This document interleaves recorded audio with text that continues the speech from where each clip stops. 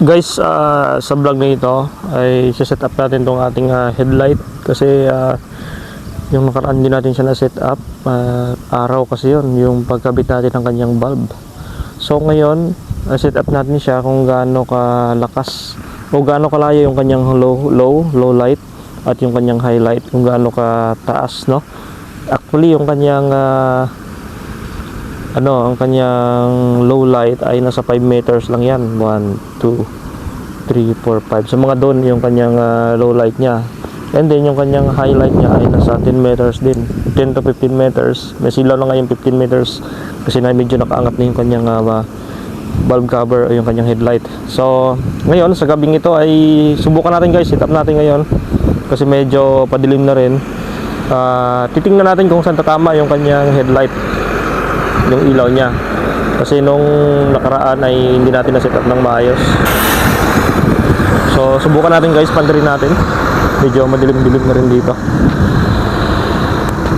So try natin pandarin kung saan tatama yung kanyang headlight. Yun. So naka-dim light na tayo. Ayun, mataas yung kanyang low light. Medyo mataas pa yan. Ayun, yung high niya pala yun. Ito yung kanyang low, yung high niya yun. So sakto lang pala guys, no? So hindi siya natin na set up ng karaan. So low muna natin guys. Ito yung low niya. Yan, pag naka low siya, hanggang dyan yung kanyang hanggang dyan yung kanyang abot pag naka low filament, no? Pag naka high filament guys, hanggang dun sa dulo. So nasa 10 meters, 10 to 15 meters yung abot niya. So yan lang yung tamang pag-set up ng ating headlight, no? Yan. So dito tayo susubukan natin kung masilaw o hindi. Kasi pag may kasalubong tayo, napakapangit din sa ating kasalubong. So yan yung ating low light o low filament. So yung ating low filament ay hindi naman gaano masilaw sa kasalubong. Sakto lang guys. Yan. Susubukan natin high filament natin. Wow, may fireworks oh. Ganda, may fireworks na guys sa dulo.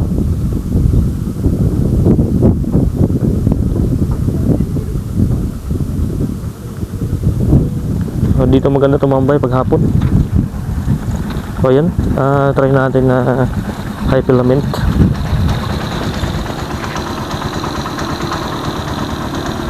Yan. Ito yung kanyang high filament ay aabutin dun sa dulo, mga 15 meters nga. So try natin kung masilaw sa kasalubong ang 15 meters.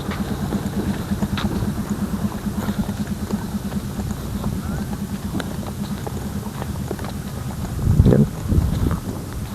So aabot siya dito sa pinaka dulo. So hindi naman gaano masilaw sa ating kasalubong kanyang high filament. Try natin dito mga 15 meters. Yan guys, so ayan 15 meters. Okay pa, maliwanag, hindi gaano masilaw sa ating kasalubong. Okay, dito pa tayo sa right side. Yan, okay lang guys. Yun, sakto lang. So sa mga may Rusi Chariot dyan, bumili po kayo ng ng ilaw na yung original mismo pang YTX, no? STX pala, STX or YTX ata yung compact nya. So matibay po talaga yun yung mga ganong bumbilya. So katulad nito, bumili ako ng pang STX or YTX. Goods na goods naman guys, oh. At hindi siya masilaw sa kasalubong. Yan, pag kahit naka high siya, high filament. So mahigit 15 meters pala yung kanyang kanyang coverage. So okay lang yan, at least malawak yung sasakupan ng ating ilaw para hindi rin madilim sa ating daanan. So yan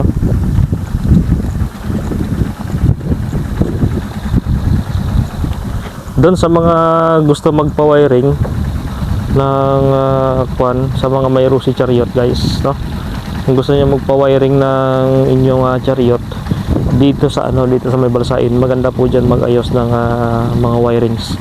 Balsain from circle dito sa Tugigaraw, right side po ng Balsain. So diyan po yung magandang magpaayos ng ating motor o itong ating trike.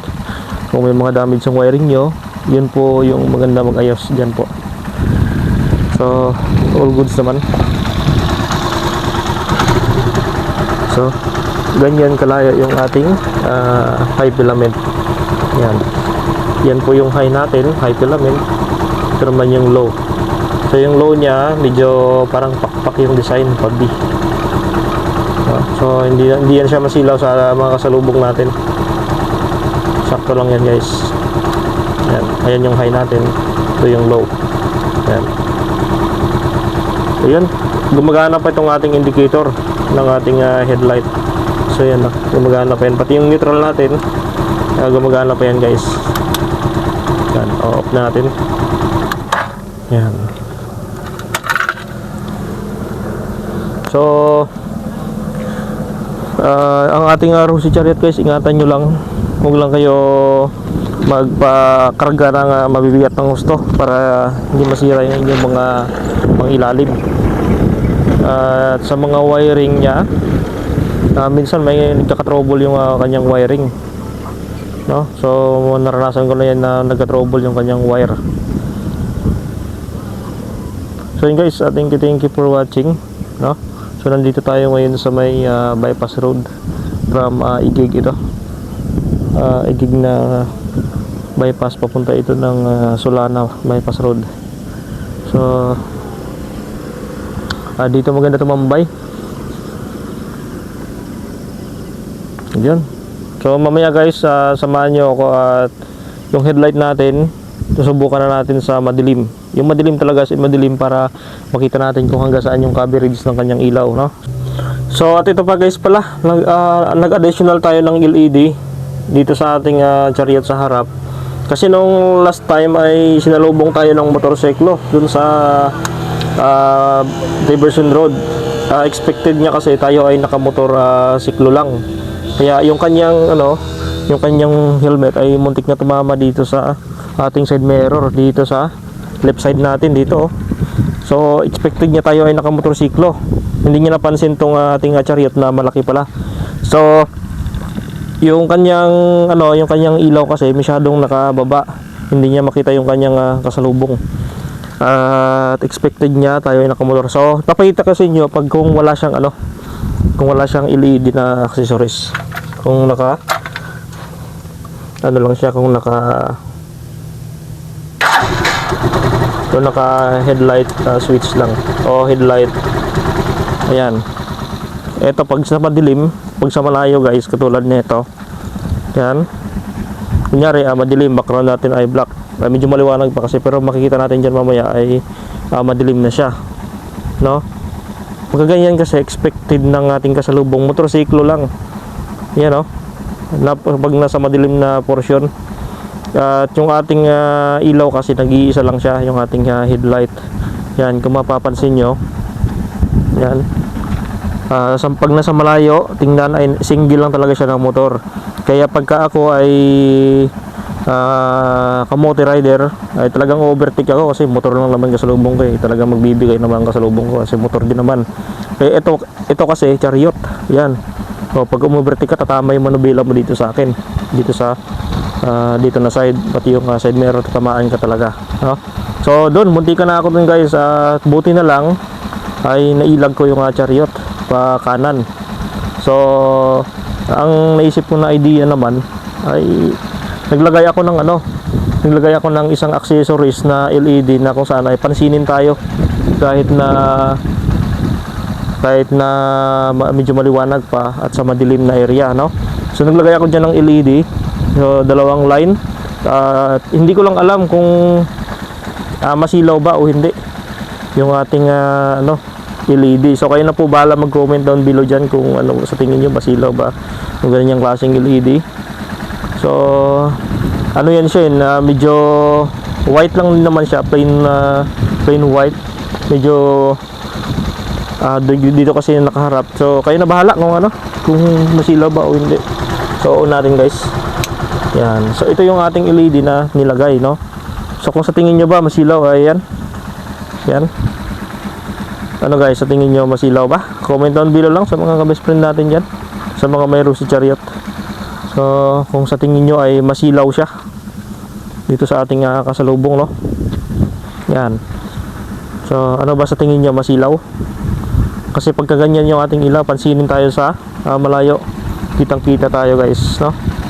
So ayaw ko na maulit yung ganong situation, napakadelikado guys. Maka-aksidente tayo ng motorsiklo, pero kahit kasalanan nila, pero damay pa rin tayo kasi madadamage din tayo. So kayo na po bahala guys, no. So napakaliwanag pala niya, ngayon ko lang napansin talaga na ganito kaliwanag yung kanyang LED. Yun, no. Yun. So andito yung switch niya sa right side natin, diyan ko lang nilagay. So kayo na po bahala maghusga kung masilaw sa mata, no. So halos lahat naman ng ng ilaw ay meron ng halos lahat naman ng chariot at mga motor, mga tricycle ay meron ng mga ganyang LED. So minsan nakakatakot din yung yung mahina yung ilaw natin. Pero dito sa likod natin malakas po yan. Yan, no. Yan. Ayan po yung ating tail light. So hindi po tayo naka-handbrake. Yan po yung tail light niya. Mas malakas pa yan pagka gumagana yung ating brake, no? Mas malakas pa siya. So nakakatakot lang yung medyo madilim yung ating chariot. Napakadelikado guys. So, may mga mixer pala dito dumadaan, no? So ayun, at papakita ko sa inyo yung signal light na nilagay natin dito. So LED rin yun guys. Dagdag attraction din yun sa ating likuran, o dagdag liwanag in kaso na liliko tayo kabilaan. So subukan natin itong likod natin na LED. So may nilagay ako dito na signal light na LED guys, no? So on natin. Yun, napakalakas guys, oh. So ito yung LED natin na nilagay dito sa likod. So mas maganda na mapapansin tayo sa gabi. Left and right yan guys. Ayan, oh, makikita nyo. Yun, grabe, oh, lakas. So ginawa ko yan para mapansin tayo sa likod. Mas maganda na yung sigurado tayo para hindi tayo mabangga ng mga sasakyan. Kasi yung ating kulay ng Luna ay itim din, Yan, so ito naman yung ating dinagdag na accessories. So ano ba sa tingin nyo mga ka-best friend? Ay okay na ba yan? O ano ba? Yan.